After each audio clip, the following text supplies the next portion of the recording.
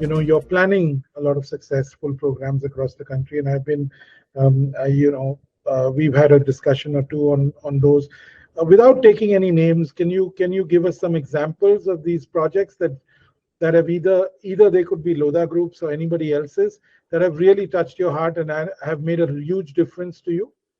Yes, so I'll be quite frank. I've been only in India for 9 months, but I've worked before in the first 15 years of my career in many other countries. So I'll give you an example from Timor-Leste. In Timor-Leste, we had to have many partnerships with various kinds of actors. And so having multiple partnerships with actors such as government, civil society, and the private sector, plus having twin-tracked agendas that were met. So we wanted to, in Timor-Leste, increase access to preschool and increase the pipeline of trained educators to provide preschool education. So by working across all of these different actors, we were able to come up with some designs for programs to expand preschool education in rural areas through training done by NGOs, but linked with government's curriculum.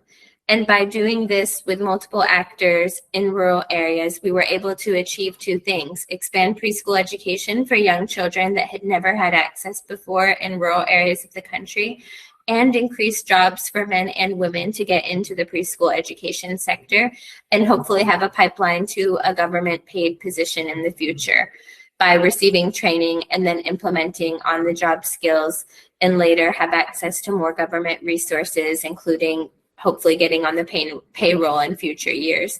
So this is a project that I worked on about 10 years ago, and it's expanded. Other governments have donated funds to increase access to this program. And so you can see we achieved multiple gains with that program in rural Timor-Leste.